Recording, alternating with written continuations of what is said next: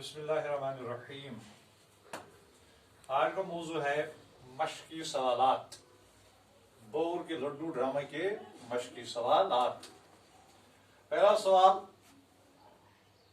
जंगल में लकड़हारे ने किसकी आवाज सुनी और उससे क्या कहा? इससे पहले भी मैं आपसे कह चुका हूं कि हमें WH क्वेश्चन यानी किस, क्या, कहां, क्यों, कैसे, किधर, इन सवालों का जवाब देना है। तो लकड़हारा ने दरख्त की आवाज सुनी तो वो कह रहा था मुझे मत काटो, मैं आपको इनाम दूंगा। जब लकड़हारा जंगल में लकड़ी काटने के इरादे से गया तो उसने उस दिन एक बड़े दरख्त का इंतखाब किया जो बरगद का पेड़ था। जो ही वो उसको काटने के लिए गया तो उसने आवाज दी मुझे मत काटो, मैं आपको इनाम दूंगा। तो इस सवाल का ये जवाब है, लकड़हारा ने दरख्त की आवाज सुनी तो वो कह रहा था मुझे मत काटो, मैं आपको इनाम दूंगा। सवाल नंबर 2, घर आने पर लकड़हारा और उसकी बीवी के दरमियान क्यों तू मैं होने लगी? क्योंकि जब लकड़हारा घर आया तो उस दिन बारिश का दिन था। उसके जो जूते थे या उसके पाँव वो कीचड़ से भरे हुए थे। तो लकड़ी का गट्ठा उसके पीठ पर था और पाँव में कीचड़ लगी थी। वो अपने फर्श पर उस झोंपड़ी में ऐसे ही दाखिल हुआ, जिसकी बिना पर उसकी बीवी ने उसे कहा कि आपके पैरों पर कीचड़ लगी है। तो उसने उसको आवाज दी कि आप के पैर जो हैं वो कीचड़ से भरे हुए हैं, आपने मेरा फर्श जो है वो गंदा कर दिया। तो इसके जवाब में जो उसका लकड़हारा जो था उसने बीवी को कहा कि आपके हाथ में हमेशा झाड़ू होता है, आपने इस फर्श को उखाड़ दिया है, झाड़ू देते देते उखाड़ दिया। यानी एक दूसरे के साथ उन्होंने तरक कामी की।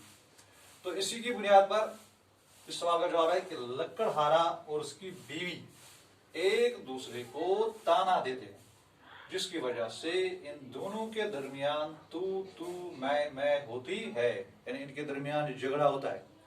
एक ने उससे लकड़हारा बीवी ने लकड़हारा से तलक कलाम किया और उसने वापस उसके जवाब में उससे तलक कलाम में जवाब दिया। तो दोनों के दरमियान तू मैं होने लगी।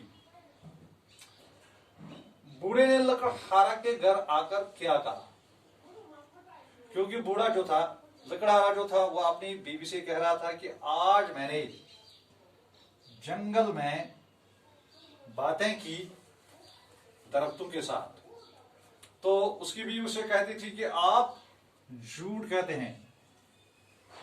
तो इसी तनाजुर में जो लकड़हारा था, बूढ़े ने लकड़हारा के, तो इसी तनाजुर में जो आपस में बातें कर रहे थे कि इसी के दरमियान उनकी जंजीर जो दरवाजे की वो हिलने लगी। तो दरवाजे पर एक पीर मर्द यानी बूढ़े ने दस्तक दी कि दरवाजा खोलो, मैं आपके लिए क्या इनाम लाया हूं। ये लकड़हारा ने बूढ़े ने लकड़हारा के घर आकर क्या कहा? बूढ़े ने लकड़हारा के घर आकर कहा कि तूने बरगद का दरख्त नहीं काटा, हरियावल के बादशाह की तरफ से तुम्हारे लिए 3 मुरादों का इनाम लाया हूं। तो उसने कहा कि आपने आज जिस दरख्त का इंतखाब किया था वो बरगद का पेड़ था, वो बड़ा था। उसने आपको कहा कि आप मुझे मत काटो, मैं आपको इनाम दे दूंगा। तो उसी की तरफ से मैं आपके खिदमत में हाजिर हो रहा हूं। 3 मुरादें आपको मांगनी है, आपकी तीनों की तीनों मुरादें पूरी हो जाएंगी, यही आपका इनाम है। इस तरह से सवाल नंबर 4, लकड़हारा ने बोर का लड्डू क्यों मांगा? जवाब इसका है कि लकड़हारा जो था उसको भूख लगी थी, क्योंकि वो जंगल में लकड़ियां काट कर आ रहा था। उसने तब तक कुछ भी नहीं खाया था, क्योंकि उसकी बीवी ने कहा था हमारे घर में कुछ भी नहीं है, आपने पैसे नहीं दिए, तो इसलिए यहां पर खाना वगैरह नहीं है। इसलिए जब लकड़हारा की खिदमत में वो पीर मर्द 3 मुरादें उसने उसके सामने रखी। तो उसने सबसे पहले इसी को गनीमत समझा कि पहले मैं अपनी भूख को मिटा दूंगा। तो उसने बोर का लड्डू मांगा, इसलिए लकड़हारा को भूख लगी थी, इसलिए बोर का लड्डू उसने मांगा। सवाल नंबर 5, लकड़हारा की बीवी बूढ़े से बार बार क्या कहती थी? आपको मालूम है कि लकड़हारा की बीवी जो थी वो दौलत की बहुत ही लालची थी, इसलिए वो बार बार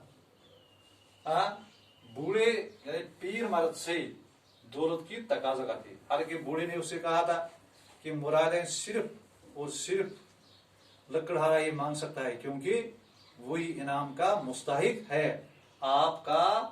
आपका मांगना फजूल बात है।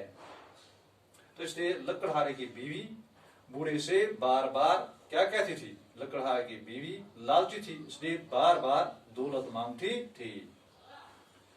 बूढ़े के नजदीक सबसे बड़ी दौलत क्या थी?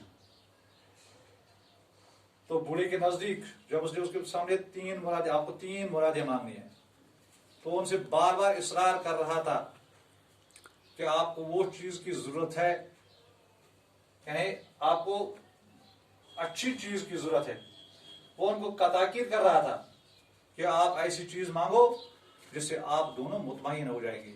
लेकिन उसकी बीवी दौलत मांगती थी, वो लड्डू मांगता था।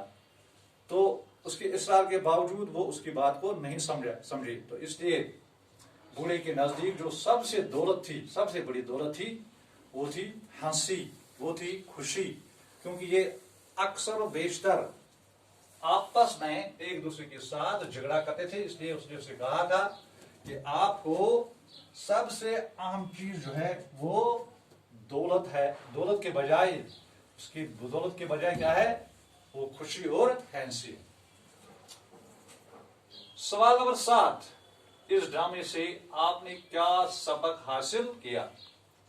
क्योंकि हर सबक का या हर एक चीज का एक कंक्लूजन होता है, इसीलिए इस ड्रामे से आपने क्या सबक हासिल किया, यानी आपने क्या सीखा? तो इसमें से जवाब है इसमें कि इंसान में अक्ल और संजीदगी का बरकरार रखना जरूरी है। क्योंकि इंसान को जो है, इसके पास अक्ल है, हर एक इंसान के पास अक्ल है और इसके पास संजीदगी भी होती है, लेकिन इसको बरकरार रखना जरूरी है। अक्ल का सही इस्तेमाल करना है, संजीदगी को बरकरार रखना है। ये इस सबक का एक आम पहलू है। क्योंकि बूढ़ा और लकड़हारा और उसकी बीवी जो थी, उन्होंने अक्ल और संजीदगी का यहां पर उसको बरकरार नहीं रखा। दूसरी बात है, कोई भी काम सोच और समझकर करना जरूरी है।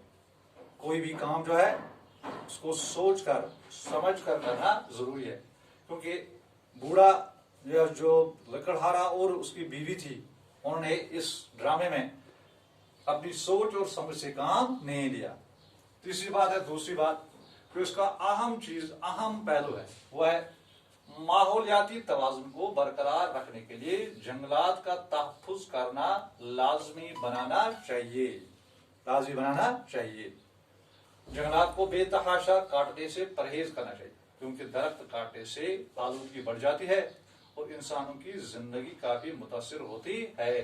जो आपने पढ़ लिया कि जो माहौलियाती तवाज़ुन है, इसको बरकरार रखने में पेड़ और पौधों का अहम रोल है। अगर हम इनको बेतहाशा काटेंगे, बिला जरूरत इनको काटने का इरादा रखते हैं, कसरत करते हैं, तो इसकी वजह से क्या होते हैं कि आलूदगी बढ़ जाती है। जब आलूदगी बढ़ जाती है तो इंसानों की जिंदगी मुतासिर होती है, बारिशें कम होती हैं, तो इंसान की जिंदगी पर काफी असर पड़ता है। इसलिए माहौलियाती तवाज़ुन को बरकरार रखने के लिए इंसान को अपना कंट्रीब्यूशन करना है। यानी इन जंगलात को या पेड़ पौधे काटने से, बेतहाशा काटने से परहेज करना चाहिए। इसलिए इस सवाल का जवाब है, इस ड्रामे से आपने क्या सबक हासिल किया? इंसान में अक्ल और संजीदगी का बरकरार रखना जरूरी है। कोई भी सोच समझ और कोई भी काम सोच और समझ कर करना जरूरी है। माहौलियाती तवाज़ुन को बरकरार रखने के लिए जंगलात का तहफ़्फ़ुज़ करना लाजमी है। जंगलात को बेतहाशा काटने से परहेज करना चाहिए, क्योंकि दरख्त काटने से आलूदगी बढ़ जाती है और इंसानों की जिंदगी काफी मुतासिर होती है। तो इस तरह से आपका जो हिस्सा नसर था वो खत्म हो गया। बाकी वसल्लम।